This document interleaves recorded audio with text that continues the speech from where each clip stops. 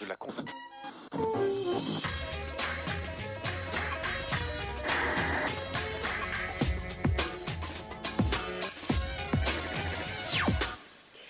Salut à tous, samedi 12h45, plus clair, bienvenue pour toute l'actu média. Les images, nos enquêtes, les coulisses et nos invités. Au sommaire de ce numéro de Plus clair, le Média Mix. Pour commencer, c'est l'essentiel de la semaine média, en images et en 5 minutes. Zoom sur le nouveau chouchou des Français, Joe Wilfried Tsonga, projeté dans la lumière depuis qu'il est revenu en France mardi. Nous l'avons suivi dans son marathon médiatique. Dans les coulisses d'une Starac malmenée, Alexia Laroche-Joubert revient au château. Nous avons passé une journée entière avec la Dirlo.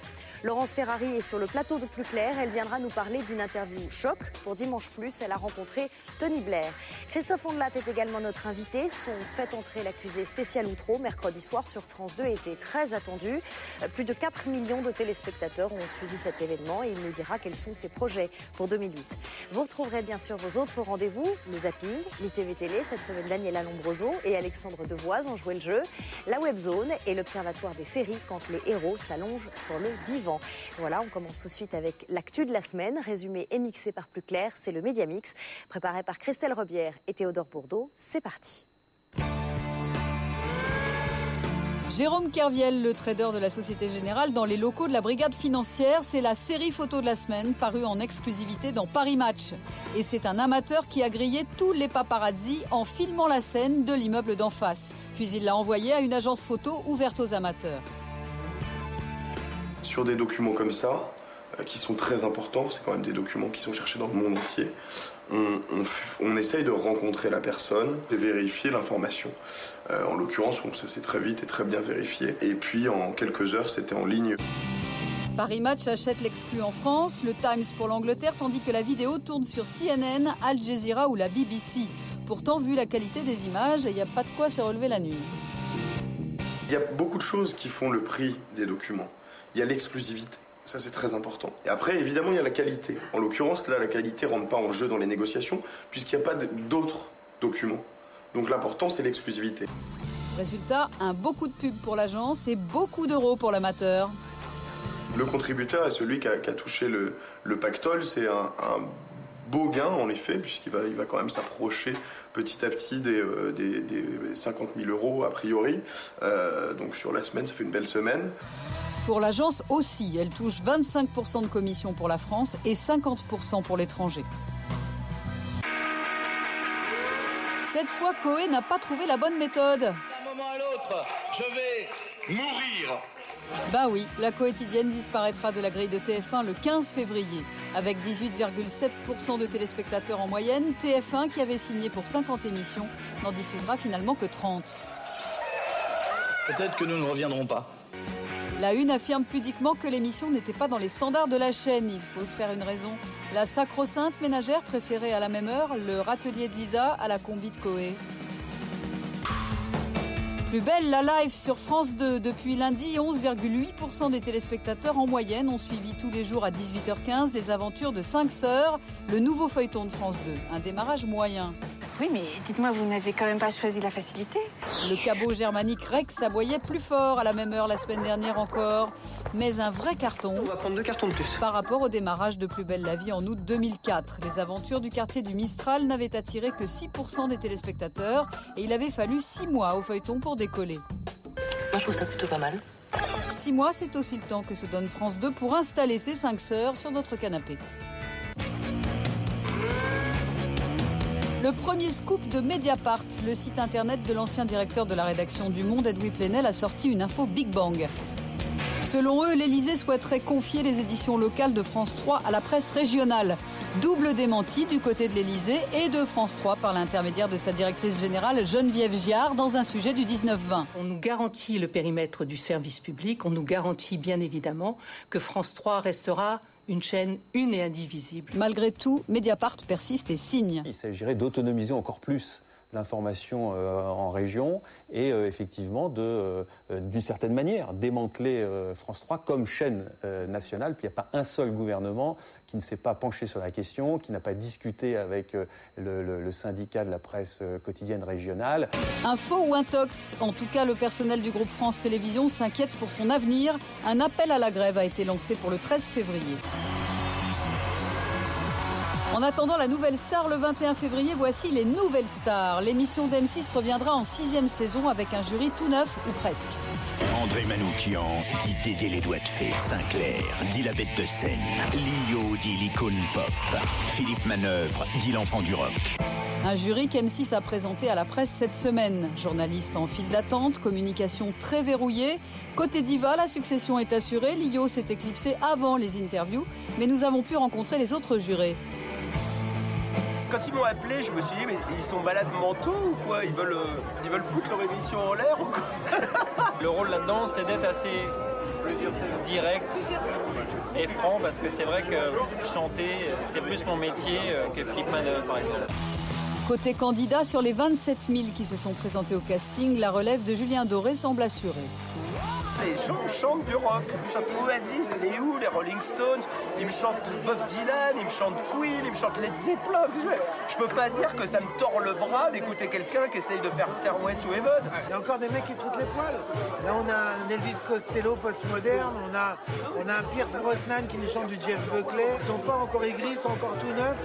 Et ils arrivent et nous, putain, on les mange, quoi. On est des ogres, en fait. Et les candidats se feront dévorer à partir du 21 février. Depuis qu'il a battu Nadal en Australie, Jo-Wilfried Tsonga est entré dans une autre dimension. On le compare à Noah, à Mohamed Ali, on le poursuit.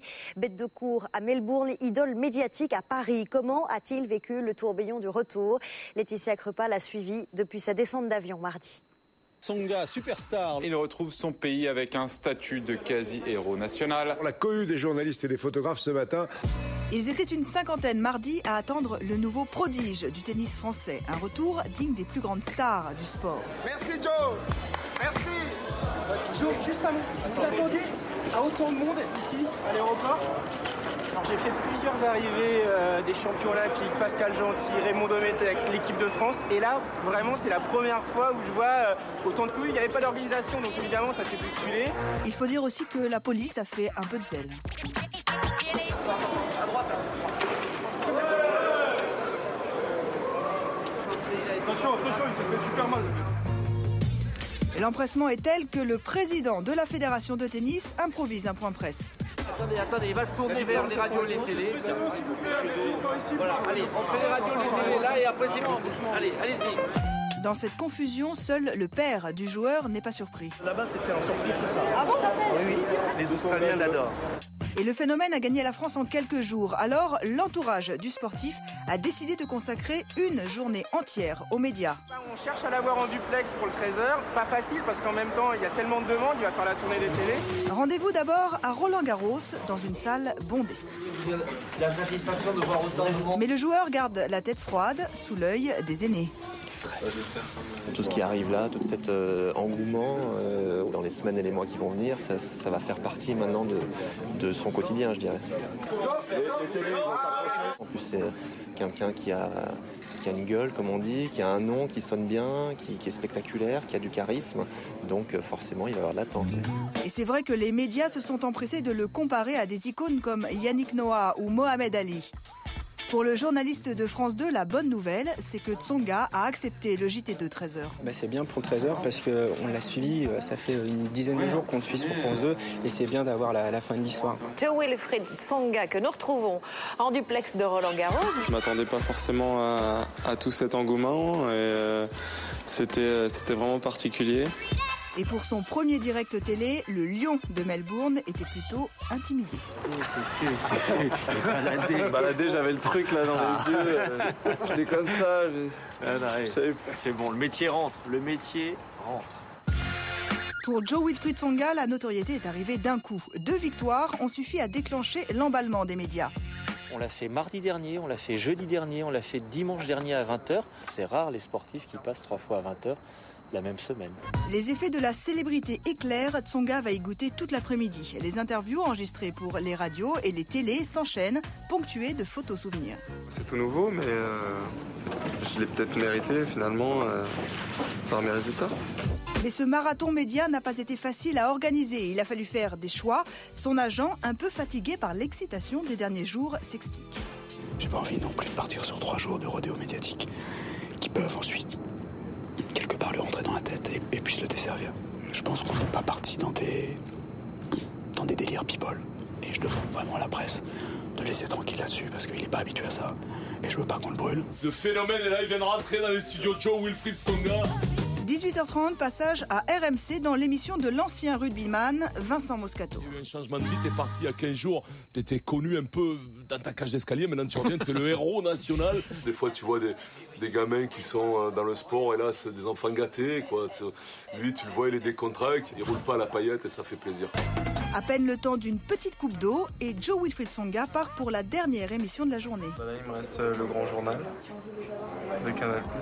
Tsonga sourit parce que c'est la seule émission qu'il a choisie personnellement. Dans les coulisses, les autres invités s'inclinent devant la gloire du jour. C'est ça le feuilleton d'aujourd'hui.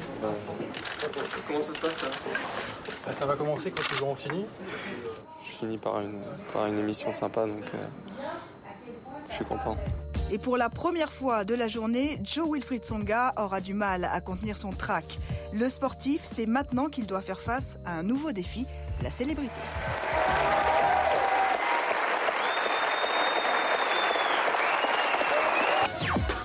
Petit dicton à méditer cette semaine. Quand Alexia n'est plus là, à la Starac, plus rien ne va. Audience en yo-yo, candidat contesté, émission boudée par les stars. Il était temps qu'Alexia Laroche-Joubert revienne.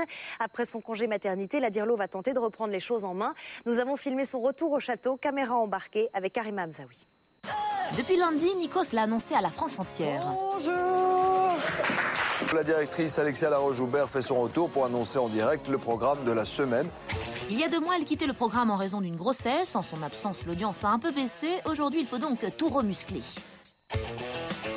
Allez, pas une minute à perdre, sa journée est chargée. Elle commence dans quelques minutes par les piliers de la Star Academy. On va à la Plaine Saint-Denis. On va voir les équipes pour la préparation du Prime vendredi. Bon bah, à tout de suite, hein. On se retrouve à la Plaine. Arrivée à la Plaine Saint-Denis, au bureau de la production. Ça, c'est pas quand c'est toute l'équipe du Prime. Quand on n'est pas en prod, on est une vingtaine. Et quand on est en prod, quand on comprend le Prime et la quotidienne, on est à 400 sur Star. Nikos arrive pour récupérer ses textes avant l'enregistrement de la quotidienne. Oh mon coucou! Ça va? D'ailleurs, qu'est-ce qu'il en pense, Nikos, d'Alexia? Carré, bosseuse, pro, en même temps très sensible pour ceux qui la connaissent vraiment. Vous l'aurez compris, entre Nikos et Alexia, c'est l'amour fou. Allez, maintenant, on s'incruste dans sa voiture parce que la télé, c'est une grande famille. Voilà ma voiture, famille nombreuse, 4 enfants. Direction d'Amarie-Lélis. Bon, maintenant qu'on se connaît bien, la question qui fâche, pourquoi l'audience du Prime se fait chatouiller par la série d'M6? Souvent qu'on a été battu par la NCIS, c'est juste qu'on compare pas la même chose. C'est-à-dire qu'on compare un épisode de 45 minutes d'NCIS avec une émission de 3 heures de la Starac. Mais Alexia Laroche-Joubert a la solution pour inverser la vapeur. Travailler sur l'univers des candidats de façon à ce que voilà, il y ait une rencontre réelle avec le public. Après 1 heure de route, nous sommes arrivés à destination. Alors là, vous arrivez au château, ça ce sont les bureaux de prod. Vous voyez là, et là, c'est le château que vous reconnaissez, j'espère. Rencontre avec le prof de sport de la Starac, qu'elle revoit pour la première fois depuis son retour. Sur les gamins. Bon, après, comme on a été sympa, Alexia Laroche-Joubert nous emmène dans l'endroit secret où se trouvent tous les techniciens du château. Là, juste pour vous expliquer, là, il y a le château, où sont les étudiants, et là, on descend dans les douves, donc dans la cave du château. Bonjour. Bonjour tout le monde. Bonjour. Ben, ça, c'est la régie, en fait, de captation. Donc, on va dire qu'on tourne à une 40aine de caméras, à peu près, un peu plus. Ici, 120 techniciens se relaient 24 heures sur 24 pendant 4 mois. Au mur, leurs photos. Allez, un petit coucou au monteur et Alexia court encore voir, cette fois-ci tous les profs avant la prise d'antenne. Les castagnes. Donc, non, pas les dents. Pas les dents. Qu'est-ce que tu les as achetés, hein? Puis direction le conseil des classes hebdomadaires, on a beau être sympa, là on ne peut pas les suivre les profs parce que à l'intérieur du château on n'a pas le droit de filmer. Merci pour d'avoir géré l'académie. En régie, 2 switchers, c'est-à-dire 2 personnes qui gèrent les caméras du château, salle de répétition, salle des sports ou encore la cuisine. Attention, il est 19h et Alexia ne va pas tarder à être en direct. Alexia, vas-y. Bonsoir. Bonsoir. Depuis son retour, la quotidienne a gagné 400 000 téléspectateurs de plus, à croire qu'elle est très crédible en directrice d'école. En plus, elle n'est jamais fatiguée, elle travaille tout le temps. Bref, c'est une vraie working girl, mais après une journée passée avec elle, on a peut-être trouvé la faille. Au final, le sport, ça fait mal aux cuisses.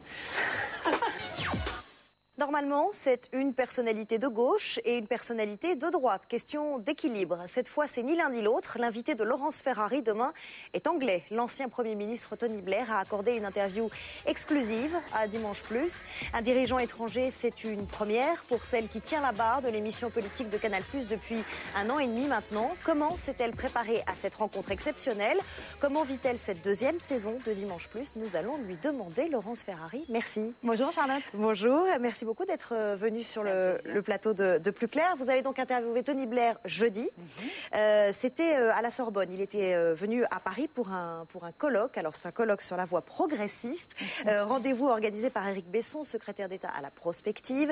Tout le monde sait que c'est un ancien socialiste rallié à Nicolas Sarkozy. Expliquez-moi quel était ce rendez-vous. On s'y perd un peu, oui, voilà, entre la droite et la gauche. L'idée de Tony Blair est très simple. Il explique qu'aujourd'hui, les majorités dans n'importe quel pays ne se font plus ni à droite ni à gauche, mais elles se font avec le centre. Vous avez voulu profiter de ce passage à Paris donc pour l'interviewer. Est-ce que ça faisait longtemps que vous cherchiez à l'avoir, comme on dit en télé? Lui, pas spécifiquement. On savait qu'il venait régulièrement en France parce qu'il était venu il y a quelques semaines au Conseil national de l'UMP. C'était un peu surprenant. On a commencé nos démarches à ce moment-là. Oui, c'est à ce moment-là que vous avez pris les contacts. Vous vouliez... À ce moment-là, absolument. Et puis, je pense que lui aussi a peut-être pensé nécessaire une certaine clarification par rapport au Parti socialiste. Et j'ai essayé de lui demander effectivement s'il viendrait, si les socialistes l'invitaient.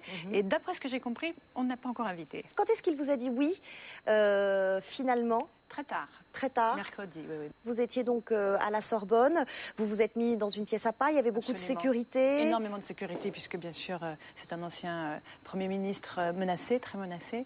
Mais à part ça, contact extrêmement simple, extrêmement direct, extrêmement professionnel. Ça crée un événement quand Tony Blair est interviewé en exclusivité pour Dimanche Plus. Est-ce que justement c'est simplement un coup ou vous voulez renouveler l'expérience? Non, on souhaite le renouveler, mais dans la mesure du raisonnable. On aimerait bien évidemment voir les candidats américains côté républicain et côté démocrate. Barack Obama, par exemple. Barack Obama, Hillary Clinton, que le meilleur gagne.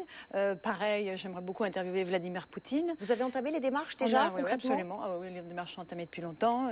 Voilà, honnêtement, on n'est pas une émission de politique étrangère. On reste avec notre spécificité, mais de temps en temps, on ouvre sur l'international. Alors les hommes politiques, on le sait maintenant, ils sont sur tous les plateaux, que ce soit des plateaux politiques ou des plateaux talk-show, T'empêches tout le monde de dormir, l'édition spéciale, le grand journal, Vivement Dimanche.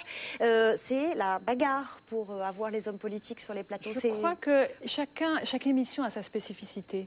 Encore une fois, nous sommes une émission purement politique et ils le savent. Quand on vient à Dimanche Plus, on vient parler de fond, on vient parler programme, on vient parler conviction. Après, il y a des émissions où on travaille l'image. Et ça, je trouve que c'est très important pour eux, pour les politiques. Ils ont besoin de travailler le côté humain, le côté paillettes, le côté... Voilà. Nous, ils savent très bien ce qu'ils viennent faire chez nous. Quand François Fillon vient en début de saison pour lancer la réforme des régimes spéciaux, il sait que ça va faire un big bang dans la classe politique et il sait très bien pourquoi il vient dans Dimanche Plus. Quelles sont les autres contraintes quand ils viennent sur votre plateau? Des contraintes toutes bêtes? Est-ce qu'il y en a de caprices. Non, très peu de caprices, vraiment. Je m'attendais à avoir plus de divas que ça. Non, c'est plutôt sympa, cordial. Ségolène Royal reste régulièrement après avec toute l'équipe pour boire un verre. Non, il y a une bonne ambiance, vous savez, dans Dimanche Plus. Donc ils sont plutôt... et il n'y a jamais eu de caprices, non. Il n'y a pas des équipes qui sont un peu plus envahissantes que d'autres Quand ce sont des ministres en charge ou un Premier ministre, effectivement, c'est lourd parce qu'il y a toutes les équipes de déminage qui passent le matin, il y a une sécurité importante. Mais vous avez un Lionel Jospin qui arrive tout seul ou presque. Et là, le contact est immédiat et très simple. La frontière entre la vie publique et la vie privée, elle est de plus en plus floue chez les hommes politiques. Comment vous, dans votre émission Dimanche Plus, vous fixez la limite? On la fixe très simplement. On ne s'intéresse qu'à ce qui touche à la politique. Donc quand c'est que de la vie privée, on ne s'y intéresse pas. Quand ça a une répercussion sur la vie politique, on en parle. Et vous, en tant que journaliste politique, quand vous voyez par exemple que Christine Ockrent, qui est journaliste elle-même et qui est la compagne de Bernard Kouchner, le ministre des Affaires étrangères, et qu'ils sont reçus pour l'anniversaire du président de la République, est-ce que ça vous choque? Est-ce que vous pensez qu'il y a un mélange des genres? Comment peut-on remettre en cause le professionnalisme de Christine Ockrent, franchement?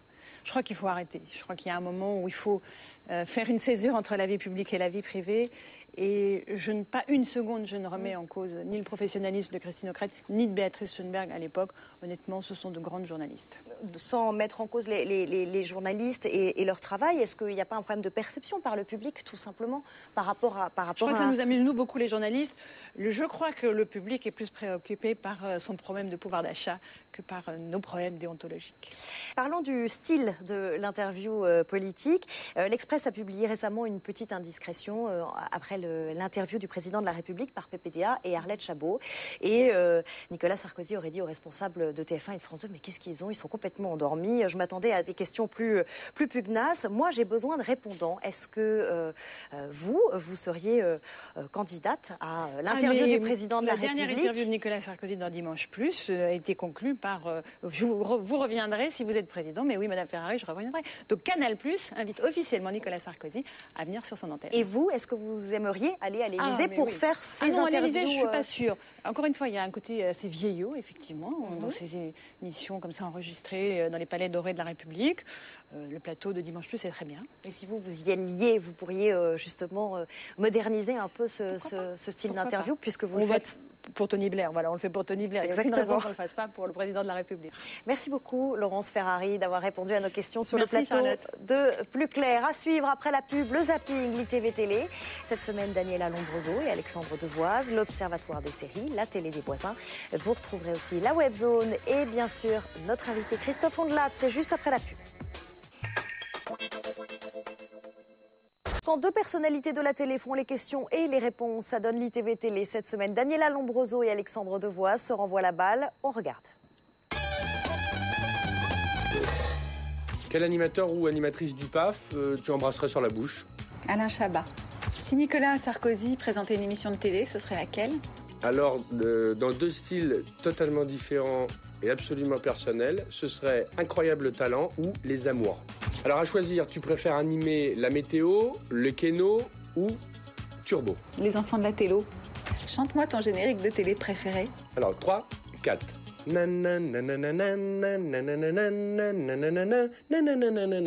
Ce soir, dans l'Académie des Neufs, Micheline Dax, Micheline Prel, Taxi. Selon toi, quel est l'animateur qui a le plus beau carnet d'adresses? Je pense que c'est moi, parce que j'ai 1265 amis sur MySpace. Est-ce que toi aussi, comme Mimi Drucker, tu aimes les chiens? C'est les chiennes, non, qu'il aime Michel Drucker? C'est une chienne, Olga. Quelle est l'émission télé que tu aurais aimé inventer? Sans hésiter, Fort Boyard, pour des rencontres entre amis, à savoir avec La Boule, avec Passe-Temps, avec Félindra Tête de Tigre, pour les boyards, qui sont très utiles dans le quotidien, et enfin pour La Sauvageonne et cette fameuse épreuve dans la boue. Avec quelle personnalité t'as-t-on déjà confondu? Alors, quand j'avais 13-14 ans, il y avait eu La Gifle avec Isabelle Adjani, donc Isabelle Adjani, et puis un peu plus tard, Rika Zaraï, je ne sais pas pourquoi. Quelles sont les initiales de ton pire ennemi dans le PAF? GC. Qui tient la télécommande à la maison? L'un de mes deux garçons. Quelle est l'émission qui te déprime? Confession intime. C'est horrible quand ils se disputent dans les couples, ou mère-fille, c'est encore pire. Tu arrêtes la télé demain, tu fais quoi? Je pars avec ma famille sur une île déserte, je vis nu avec un paréo, je fais un camion pizza et je bois des verres toute la journée. Tu découvres que derrière le Père Noël se cache un animateur télé, ce serait qui?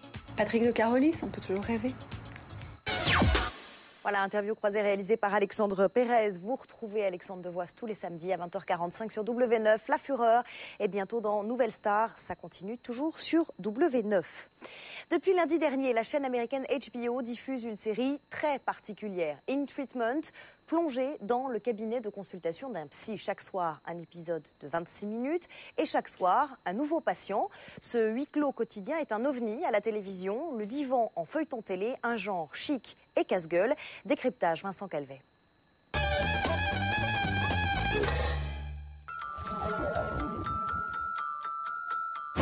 Depuis lundi dernier aux States, une série vous propose de consulter tous les soirs un psy.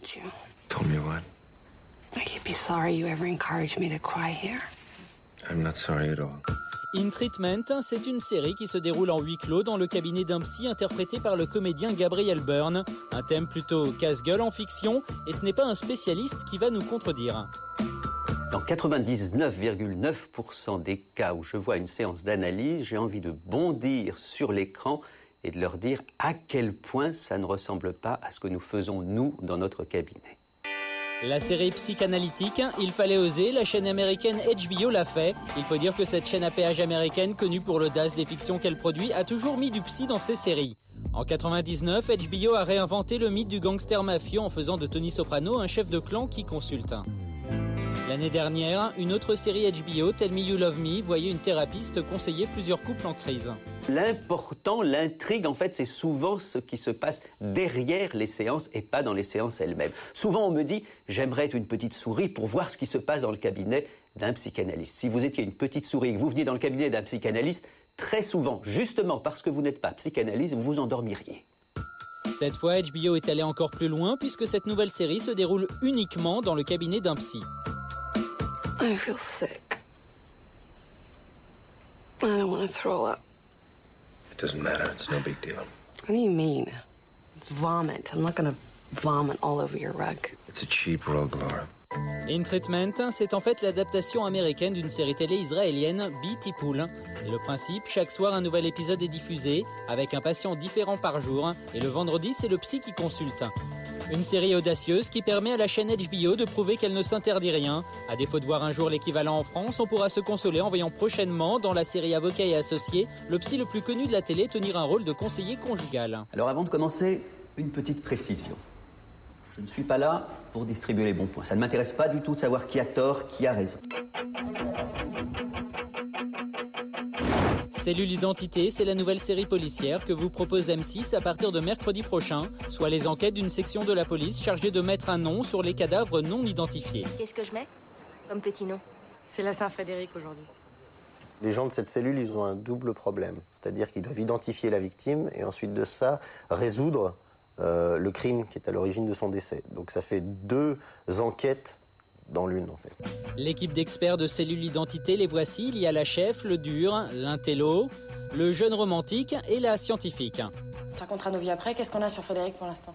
On a donc voulu jouer avec 2 des 5 comédiens de la série pour vérifier s'ils étaient bien devenus des pros de l'identification. Ils doivent reconnaître des personnages de série dans lesquels ils ont déjà joué. Attention, il y a bien sûr des pièges. Non mais tu vois, il y a un truc qui remonte là. Il y a un peu... tu vois, le front un peu dégarni là. Enfin, Ah d'accord, c'est Rogène, hein. c'est effectivement... D'accord. Rogène, Il a l'œil bleu comme ça. Navarro. Ah oui, Navarro.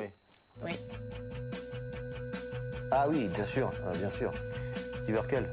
Ça s'appelait Family Matters en anglais. C'est une série américaine et j'ai fait 2 épisodes de ça qui sont venus les tourner là. J'ai joué un photographe de mode En américain. Ouais. C'est toi? Non, j'ai pas les yeux bleus. Ah oui, ils sont verts.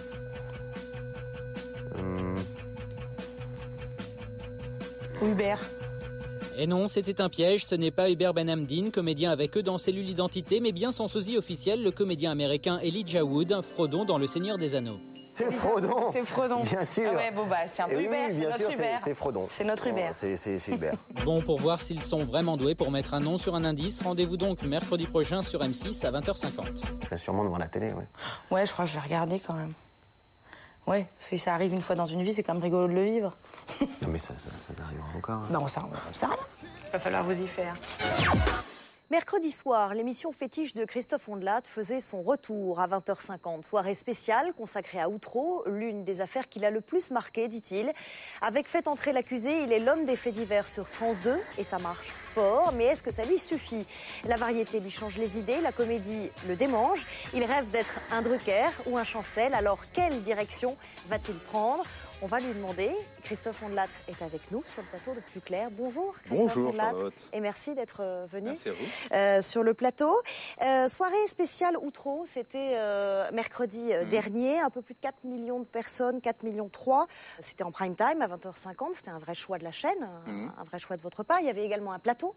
Vous avez tenu à avoir certains des acquittés d'Outreau sur votre plateau. Ils auraient aimé parler de la réforme de la justice avec la garde des Sceaux que vous aviez invité, qui vous avait promis de venir, qui vous a fait faux bond. Quelle excuse Rachida Dati vous a-t-elle donnée? Je crois qu'elle était au Sénat ce soir-là.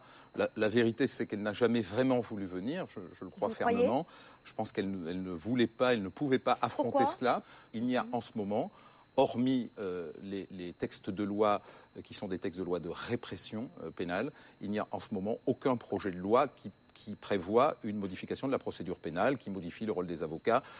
Il y a des choses en perspective, mais qui découlent de la loi précédente. Pourquoi être entré en contact avec elle, lui avoir lancé cette invitation et l'avoir annoncé d'ailleurs? Je peux vous dire, c'est qu'ils l'attendaient tous et toutes. Tous les acquittés attendaient Rachida Dati. Ils avaient envie de lui parler. Ils pensent qu'ils ont encore des choses à dire au système judiciaire français et à travers elle, ils voulaient le lui dire. Donc il était logique qu'elle soit là. Sa place était d'être là. Elle nous avait dit qu'elle viendrait. Elle n'est pas venue. Je redis une seule chose, sa place était là. Vous dites c'est un lapin, donc. Je dis c'est un lapin. Le format de Faites entrer l'accusé marche fort, tel qu'il est. Vous parlez même d'une saison miraculeuse. 2,7 millions de téléspectateurs en moyenne. Le mardi soir, on a beau dire que c'est pas prioritaire l'audience sur le service public, j'imagine que ça fait plaisir. C'est important. C'est un discours ambiant en ce moment. On dit c'est pas le mien. Et puis j'espère que ça ne sera pas le discours de la télé publique. Pour vous, l'audience, c'est important. C'est important quand on fait quelque chose que ce soit regardé. On ne fait pas ça pour la postérité. Donc vous, c'est l'audimat avant le calimat, même sur le service public. Il se trouve qu'on est numéro 2 au calimat, derrière Frédéric Lopez, dans l'idée que les téléspectateurs de France Télévisions ça mesure se font de la qualité. Voilà, on est la deuxième émission. Ça compte, oui, ça compte qu'on soit regardé. Moi, j'ai je me fais une idée très populaire de la télévision de service public. Je pense que la télévision de service public doit toucher des millions de personnes et un maximum de gens. Vous croyez à la mission de service public? Ça a un sens pour vous? L'immense avantage de la télé publique, c'est qu'elle nous pousse moins à la faute. Elle nous pousse moins... C'est-à-dire elle nous pousse Vous n'auriez pas pu faire Faites entrer l'accusé tel que vous le faites sur TF1 ou sur M6? Je ne sais pas. Je n'ai pas essayé, donc je ne peux pas dire que Mais je ne sais pas. D'abord, j'aurais jamais eu les moyens que j'ai là. En tout cas sur M6, c'est sûr, parce que Secret d'actualité n'a pas les moyens que Faites entrer l'accusé a. Donc c'est important la question des moyens. C'est Faites entrer l'accusé, c'est 4 mois de tournage, une émission. C'est du temps. Et le temps, ça fait partie de la qualité du produit. D'après ce que vous dites, vous êtes le bon élève de France 2. Pas le bon élève, mais ça se passe bien. Et de France 3, puisque vous faites de la variété sur les soirées musicales sur France 3 également. Vous avez donc de très très bonnes relations en ce moment avec notamment Éric Stemlen, par exemple, le directeur des programmes. Avec Patrice Duhamel, avec Patricia Boutine-Arwell, qui est la responsable des magazines. De bonnes relations. Ce qui est assez miraculeux, vous le reconnaîtrez. Il n'y a que 3 ans que j'ai quitté le journal télévisé de manière un peu brute et brutale. Et 3 ans après, ma foi, je me sens de mieux en mieux sur cette chaîne. Et vous voulez y rester? A priori, oui. Quoi qu'il arrive? Je fais des primes sur France 3, je fais des primes de culture sur France 2. Donnez-moi une autre chaîne qui va me permettre de faire des primes de théâtre, de musique classique, puisque je présente les opéras. Alors restez sur France Télévisions, mais pour faire quoi? Parce que vous avez laissé entendre très clairement que vous alliez arrêter... Je n'ai pas laissé entendre, j'ai dit. Oui, voilà. Faites entrer l'accusé, c'est une émission qui tire sur sa fin. Voilà, non, Faites entrer l'accusé. Alors, Faites entrer l'accusé a de très bonnes chances de se poursuivre. Moi, j'ai clairement dit qu'à terme, à moyen terme, moyen court terme, je souhaite faire autre chose à la télévision. Autre chose, c'est quoi? Autre chose, c'est clairement, vous l'avez dit dans votre présentation tout à l'heure, donc je ne le renie pas, je l'assume, je souhaite mettre mes pas dans les pas de mes aînés journalistes qui sont passés non pas à la variété, non pas au divertissement, mais à quelque chose d'intermédiaire. Donc je les cite, Michel Drucker, Jacques Chancel, Philippe Gildas, etc. Est-ce que vous êtes intéressé par l'Access Prime Time sur France 2? J'ai envie aujourd'hui de demeurer l'année prochaine à la matinale de RTL. Et est-ce que c'est compatible avec, par exemple, un Access Prime Time non, on peut sur pas, France 2? Ça va, l'être humain a ses limites. On ne peut pas faire 2h30 d'antenne le matin en se levant à 4h tous les jours et être tous les soirs en direct sur France 2. Mais des soirées événementielles, c'est ça que vous voudriez? Moi, j'aimerais avoir une émission de deuxième partie de soirée régulière qui ne soit pas forcément dans le domaine du fait divers. Donc je souhaite faire quelque chose de régulier en deuxième partie de soirée. Des événements en première partie de soirée aussi qui tournent autour de la chanson et la variété. Vous voyez, je devance vos questions. Autour de la musique, de la variété et des chansons, avec des invités en plateau. Vous aimeriez que ça ressemble à un talk show, puisque vous parlez de Liso, de Drucker. Avec des invités en plateau. Enfin, on a un projet qui est écrit qui me semble bien tenir la route et je suis à peu près convaincu qu'en tout cas on en fera un et puis qu'on nous donnera l'opportunité de voir si ça marche. C'est un projet en tant que producteur? C'est un projet en tant qu'animateur, producteur associé, puisque j'ai créé une société de production avec le producteur de Faites entrer l'accusé qui est Christian Gérin. C'est 17 juin à Média. Il avait produit Odyssée de l'espèce, l'Odyssée de la vie également. Qu'est-ce que vous avez envie de faire avec lui exactement dans les mois et dans les saisons à venir? Et pour qui? Pour France Télévisions seulement? Dans l'immédiat, on va travailler sur un projet ou deux dont je serai l'animateur. Et ensuite, j'ai envie, moi aussi, de produire d'autres animateurs sur des idées que j'ai en tête, qui ne sont pas forcément faites pour moi. J'ai envie, par exemple, de proposer une émission sur la justice au quotidien à France 5, et je pense qu'on le fera rapidement. En tout cas, l'info, ça cartonne cette année, et spécifiquement les magazines d'info. France 2 a programmé mardi un nouveau mag qui s'appelle Cellule de crise. C'est un coup d'essai qui a plutôt bien marché d'ailleurs. Pourquoi ces magazines d'info marchent aussi fort cette année? Quelle est la recette? Karima Hamsaoui. Derrière tous ces magazines que vous regardez chaque semaine, des agences de presse télé. Nous avons rencontré 3 fabricants de reportages. Ils fournissent une grande partie des sujets des mags d'info. Je m'appelle Denis Boutelier, je suis journaliste, je suis le directeur de la rédaction de TAC Presse. On travaille pour Envoyé spécial, on travaille pour Jeudi Investigation, on travaille pour 66 minutes, Capital, Zone interdite, Enquête exclusive. Tony Comiti, journaliste producteur. Notre agence fournit des reportages pour les émissions magazines d'info, Zone interdite, Envoyé spécial, Le droit de savoir. Hervé Chabalier, je suis le patron de l'agence CAPA, qui produit par mois 18 heures de grands reportages et de documentaires d'actualité. 3 hommes et 3 noms de sociétés. TAC Presse, c'est une des sociétés qui monte. C'est elle, par exemple, qui a produit ce reportage d'enquête exclusive à Cotonou sur le trafic de voitures d'occasion. Plus de 3 millions de téléspectateurs l'ont suivi sur M6 il y a 10 jours. Comment chez TAC Presse explique-t-il l'engouement du public pour ce genre de programme ? Les gens, ils ont un appétit d'aller voir ce qu'il y a derrière. Ils ont envie d'aller voir ce qui se passe vraiment. Et les magazines de reportage d'information, à mon avis, ils ont cette vocation. Et c'est pour ça, je pense que les gens sont très intéressés et en appétit de tout ça.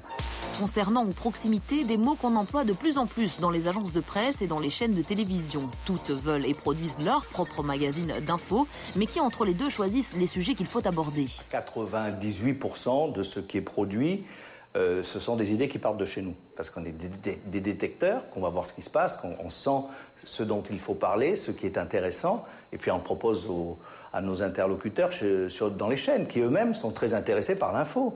Donc on a un dialogue plutôt très constructif. CAPA s'est imposée, c'est l'agence leader dans la production de mag d'info.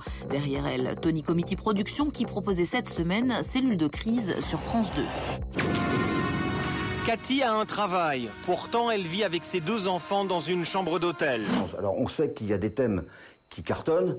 Précarité, la peur de ne pas être logé, le chômage, les arnaques à la sécu. Voilà, ça, on sait que ça marche très bien, que les Français sont à l'écoute.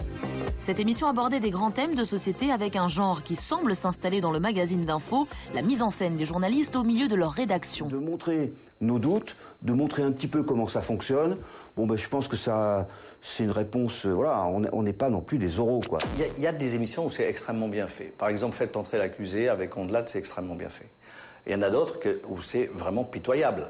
Aujourd'hui, le public semble consommer différemment de l'information. Le net n'y est pas pour rien d'ailleurs. Certains formats s'en sont inspirés. Le magazine d'info à la télé est ainsi appelé à évoluer. Il faut que l'info elle soit utile pour les gens et il faut que les gens puissent nous tirer par les bras pour nous dire là il y a un truc intéressant, je voudrais que vous creusiez, on a besoin de savoir. Et donc ce contact entre les journalistes et les gens qui n'a jamais été vraiment possible, avec le web tout d'un coup c'est possible.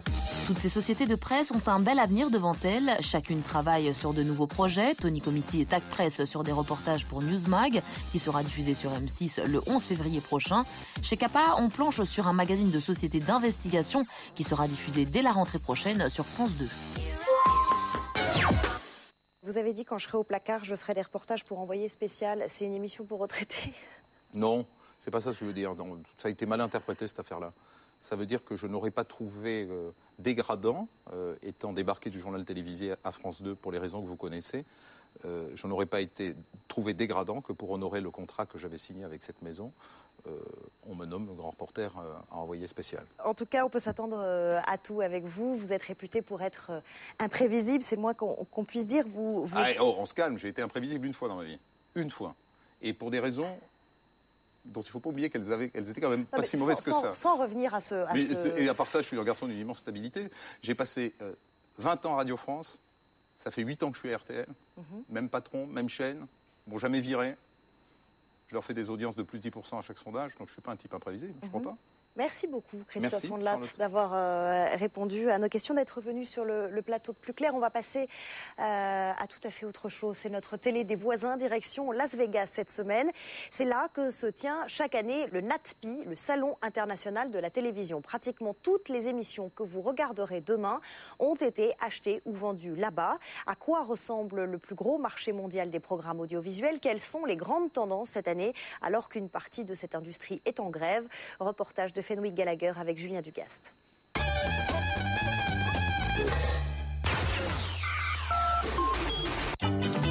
À Las Vegas cette semaine, c'était le NATPI.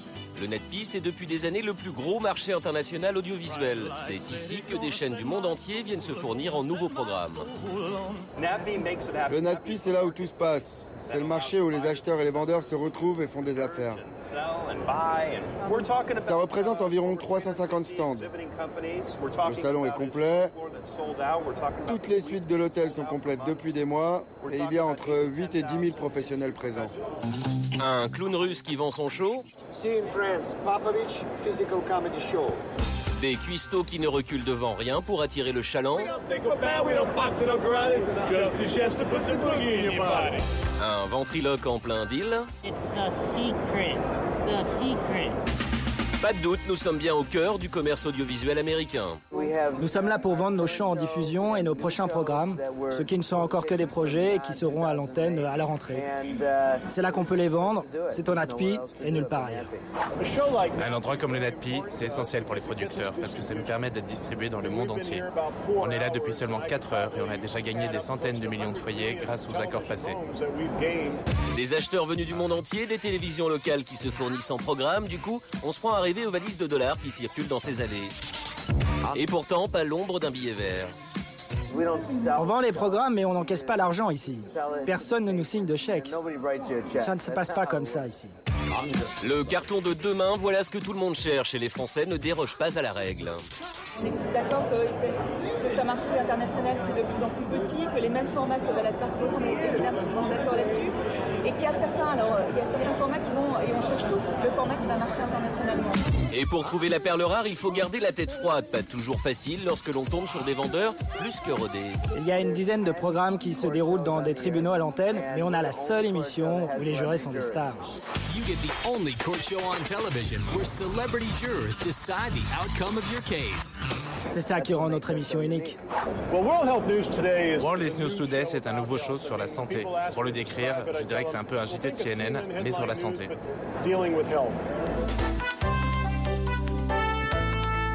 Si la victoire est possible, alors ne choisis pas de perdre. Le Johnny Show est là pour toi. Je pense que la victoire, ça vient de soi. Si tu veux être un winner, regarde le Johnny Show. Un ancien dealer présentateur d'un show de coaching, un journal de la santé façon CNN, ou encore des vampires rockers, difficile de dégager une tendance de ce NATPI 2008. Un NATPI pas franchement bondé et surtout morose. C'est plus ce que c'était par rapport à il y a 8 ans. C'était le plus gros marché. Certains disent que les temps sont durs, que le business est à l'agonie, et que le salon n'est plus ce qu'il était. Mais en même temps, c'est l'occasion de s'intéresser aux nouvelles technologies et aux nouveaux modèles économiques. C'est une période très intéressante. Il faut changer de support. En attendant, cette édition 2008 montre surtout que les Américains ne sont plus vraiment l'avant-garde de la télé. Pour rester en course, les producteurs du pays de l'Oncle Sam doivent relever 2 défis. Avec la grève, là, le buzz, c'est juste est-ce qu'ils vont prendre le boulot. Au boulot, les scénaristes d'Hollywood donc. Deuxième défi, travailler à fond pour les nouveaux supports de diffusion. L'autre consolation, The One and Only. Un probable concours de sosie déjà diffusé en Angleterre et peut-être bientôt en France. Alors entraînez-vous. Jolene, Jolene. Jolene, Jolene, I'm begging of you, please don't take my man. Lundi, le quotidien américain Washington Post a lancé un nouveau magazine en ligne baptisé The Root, Racine en français, un site fait par des Afro-Américains à destination des Afro-Américains. Plus de 40 millions de personnes aux États-Unis, autant de lecteurs et d'électeurs potentiels. Ce n'est sûrement pas un hasard. En pleine frénésie, Obama. Théodore Bourdeau avec Karima Hamzaoui. Quoi de neuf dans la webzone? Le Washington Post vient de lancer un nouveau site d'info, The Root, qui s'adresse à la communauté noire américaine, des analyses de la campagne de Barack Obama, des lettres de soutien aux candidats démocrates. Bref, le site surfe sur la Obama Mania, mais s'intéresse aussi à la culture noire en général. Bienvenue sur TheRoot.com, une nouvelle étape dans la longue histoire des médias noirs américains. Je vous invite à nous rejoindre dans cette nouvelle expérience. The Roots, la racine en anglais, propose aussi une série de reportages. Des stars black comme Tina Turner et Morgan Freeman remontent leur arbre généalogique pour savoir comment leurs ancêtres vivaient à l'époque de l'esclavage. L'acteur Morgan Freeman est passionné par l'histoire de sa famille. Il a retracé l'histoire de ses ancêtres jusqu'à son arrière-arrière-grand-mère qui était noire et son arrière-arrière-grand-père qui était blanc. De nombreux sites d'infos s'adressent déjà à la communauté noire américaine, mais c'est la première fois qu'un quotidien majeur comme le Washington Post courtise les internautes noirs américains.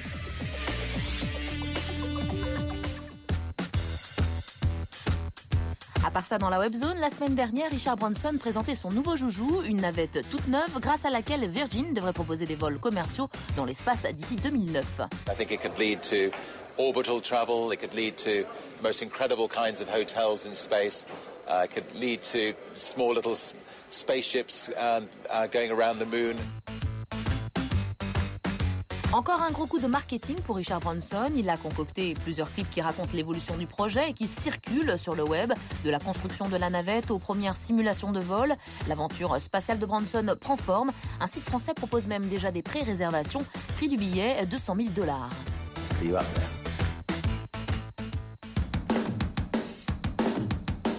Enfin, dans la webzone, ces images fleurissent un peu partout sur le net. Remplacer une partie de son corps par une pochette de 33 tours. Ça s'appelle le sleeve face et c'est la nouvelle tendance un peu débile qui se répand sur la toile.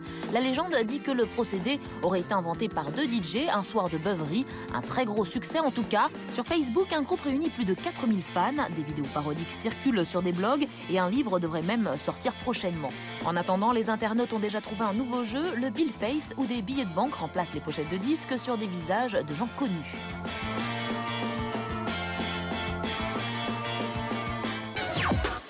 Voilà, plus clair, c'est fini. Vous retrouvez l'émission sur le site canalplus.fr et je vous retrouve samedi prochain, 12h45. D'ici là, ouvrez grand vos yeux.